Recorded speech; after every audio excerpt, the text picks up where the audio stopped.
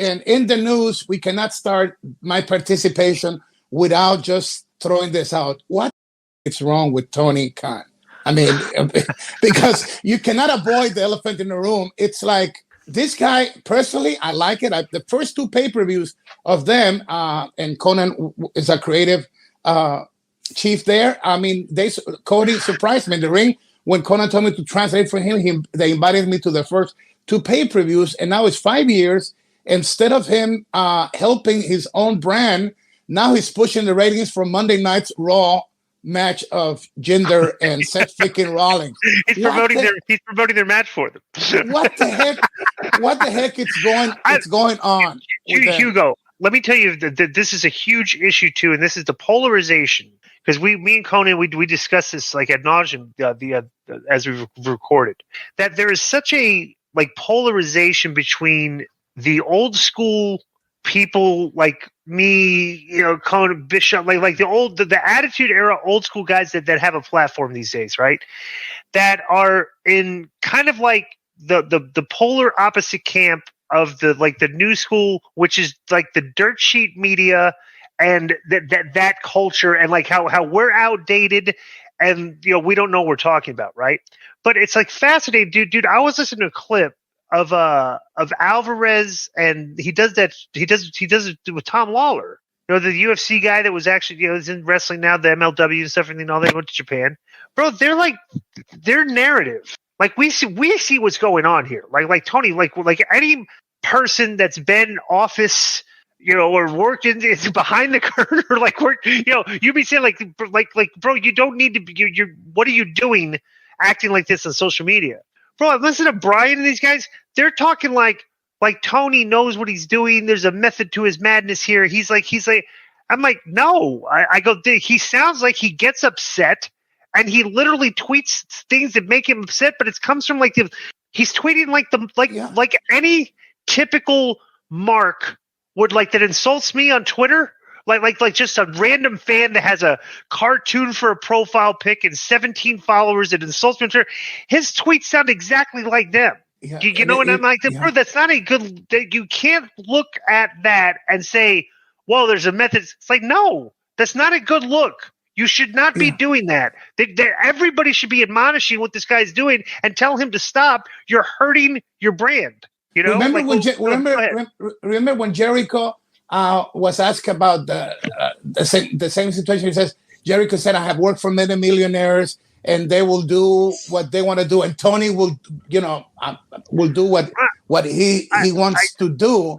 But the problem is that if you go back into history, you will see things that didn't work out. Even when Vince didn't have the money, Ted Turner was kicking every Monday, but he's no longer there, and you have Dixie Carter, who's no longer TNA or Impact or whatever. So all these people the only difference between them and Tony is that Tony has more money. Like his father said, don't wait for me to die for you and your sister to use the money, and he's using it. And the unfortunate thing is that it's not good. It's not good for the business, because 5 years in his programming, combining the three shows, sometimes they don't even match one show of Vince, all of them together.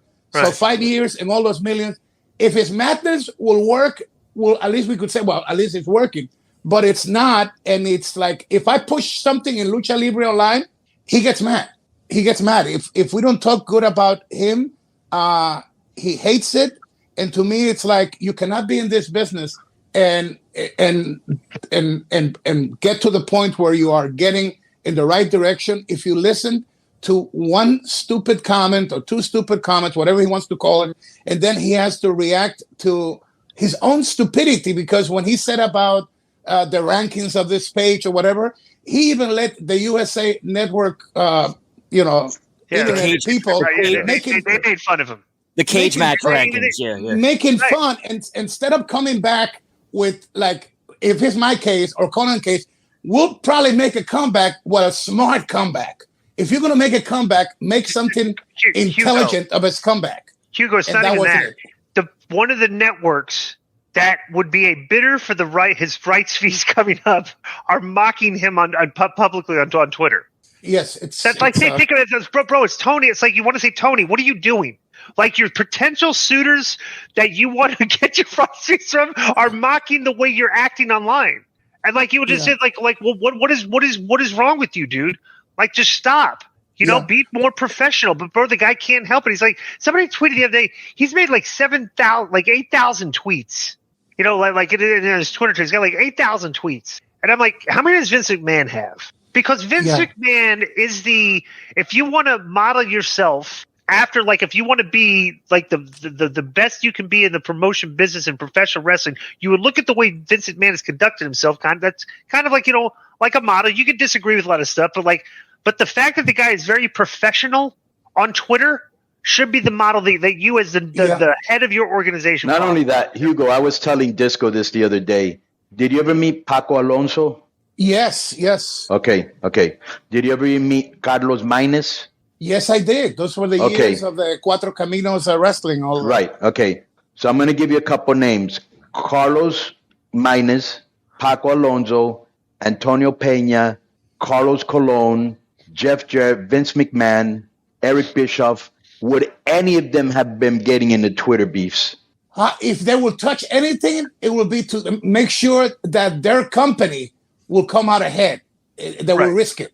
But other than that, it's stupidity because you represent. Bro, you can't be. Bro, you're wasting too much time.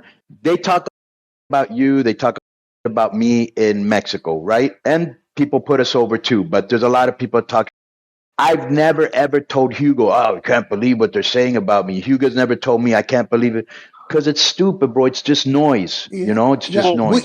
Listen, we just had our opening of 2024. It was called AAA Retro, and packed house, great show. I told Conan after the show, man, the Cibernetico Secta and our top baby faces, man, what a nostalgia thing, because it was like a war of what built AAA. On storylines like the Secta, and then the new stars that get all these ratings or our TV shows and our houses, and it was fantastic. And people concentrated more on your baby faces were not over. Yeah, that happened at the Sky Dome in Toronto with The Rock and Hulk Hogan. Sometimes the images, right? It's nostalgia night. They came to see the old guys. How hard is that to understand? Right. But the thing was, they overlooked the fact of AAA Retro, and we launching Orígenes, which is like the origins of AAA. This whole year is going to be on this beautiful story. They did not concentrate on that because a lot of these people become haters. They lose any credibility, because if you are to inform the lucha audience about something that makes sense, I'll take it. But when you know that everything is like poison based, that how can you call yourself a wrestling aficionado or a critic if you hate it? And they're making money out of our stuff. They're making money. They hate the wrestling fans. They hate the wrestling shows, and it's horrible for me. Let me bring up because I always look at it in, from a math standpoint. Okay, because when you put things in math perspective, for some people it's difficult for understand, but for other people it's very easy, right? So in Mexico, let's just start off with Mexico, right? You have AAA and you have CMLL. Okay, the two of you are competing for the target market of wrestling fans in Mexico. Okay, you have your hardcore base of diehard AAA fans. You have your hardcore base of diehard CMLL fans. We can look at whatever that number represents. They're the people that will just watch AAA no matter what, and the people that will just watch CMLL no matter what. Okay, and those people will kind of argue with each other over which show is better and make fun of the same. But you don't want to get involved in that banner, because as a promoter, what you're trying to do, you're not going to get those hardcore CMLL fans to start watching AAA. You're trying to get the other fan base, okay, the rest of the fans that are deciding whether or not they want to choose between the two, or maybe even decide to even watch more wrestling and watch both, right? But you don't draw a line in the sand and pull your sword out and challenge those fans to a fight. You know what I'm saying? You want to try to integrate those fans and just from show positivity to where, oh, hey, watch my show and everything. Bro, the metrics are very crystal clear in the United States. The WWE fan base is outdrawing the AEW fan base by nearly 2-1. And 3-1 if you look at Friday night. Friday night, SmackDown did 2.6 million fans on Friday night, coming off The Rock appearing on Monday night and everything. So that's a huge number. While AEW's drawn 800,000. And AEW hasn't grown anything, right? Instead of trying to wow, there's 2.2 million people watching that other product, that don't watch our show. How am I going to get those people? He's literally insulting the other product. And I'm like, dude, how are you going? How does that philosophy get those people? You see what happens, bro? These people now they're against you because you've literally insulted them and you challenge them. You're calling them stupid stuff. Mm-hmm. Why would they watch your show? As a promoter, it's a catastrophic strategy if you want to grow your fan base. You're literally telling them that you're challenging the audience and drawing a line in the sand. It's okay, well, they're not going to watch your show. It's where are your fans going to come from, dude? You need to grow your audience. And let me tell you something. Here's the main problem. You need to grow your fan base because you are having trouble filling the seats at your shows. So you need to draw some fans. So you need to increase the fans at your shows. So go ahead, Conan. Yeah, we talk about that all the time, Hugo. But the one thing I want to say about our show is that in this day of age where it wasn't a 5-star match, it wasn't a 4-star match. There were no 4-star matches. There were no 5-star matches. It was a night where everybody went home happy. And that to me is a lot more important than who had 5-star, 4-star matches. You know what I'm saying? Yeah. And to see the people 1 hour before the AAA Retro show started in the heart of Mexico City, where everything started for AAA at the Gimnasio Olímpico de la Barrera, to see 1 hour, I was actually hearing the atmosphere. You could hear it. It looked like there was a match already there, and we dared to before we started the official show, we had a casting, a toughen up, but out of the barrios, that the neighborhoods of Mexico, and we had some winners, and one of the youngest participants, a young kid, Conan and Dorian and our president, they dared to put this young kid, maybe, I don't know, 13, 12, I don't know how old. And this kid had an opportunity of seeing a full house with top heels working. Of course, they protected the kid and everything. But this is where the future goes, from retro into Orígenes. We had a moment for that kid to be taught to dream big and be our new Rey Mysterio, our new Phoenix, our new Penta, our new Hijo del Vikingo. That's where you start, but you gotta know how to do it, and I think that we're doing a good job in Mexico. Not because I do the play-by-play there, but they're doing a good job. We're doing a good job. Hugo, how many times have you seen this? You've been in the business for many, many years, and in the you see the people, the dirt sheet people, this match was 1.25 stars. This match was a dud. This is stuff and but these are people that aren't going on the road. We're working on a nightly basis. You've seen this a million times. And this is where I've always kind of and me and Conan, because we weren't 5-star performers, everything, but when we would work each other or working, bro, we would get a reaction from the crowd, right?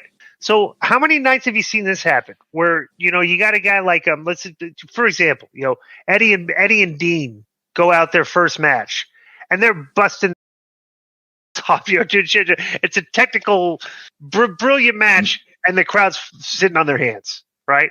That me and Conan go out there, and we're wrestling with stuff, and then the crowd's dead. It's dude, stuff, and the crowd's just flat.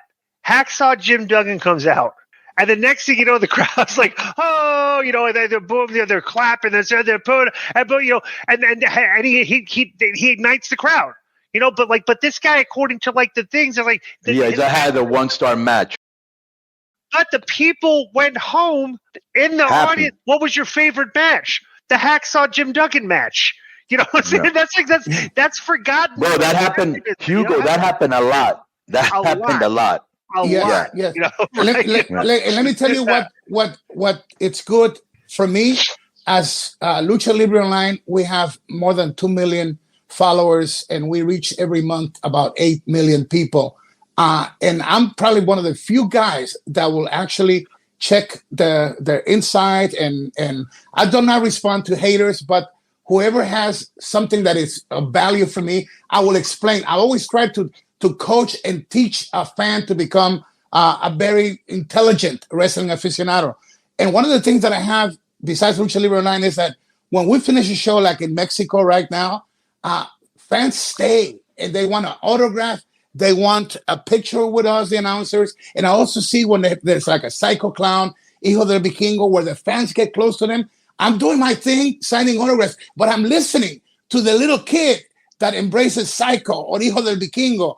And I hear the conversation. Then I have a base of knowledge to talk to our creative boss, Conan. Hey, this is really getting over. Maybe we should work a little bit more on this, on that. Constructive things. And I believe that a lot of times, even Vince made this mistake that he thought that he knew what the fans wanted to see. And a lot of times he missed. And my whole deal is like, if you have a good wrestling fan that brings the whole family, I always look at it. You see, in Mexican culture, it's not just like two teenagers going to the match. We have from the grandparents, we have the whole bunch coming together to see. You don't see the kid playing the Xbox or the phone. Like I've seen NBA games when the camera pans and you see the little kid is not watching the game. He's on his phone, but the whole family got the season tickets.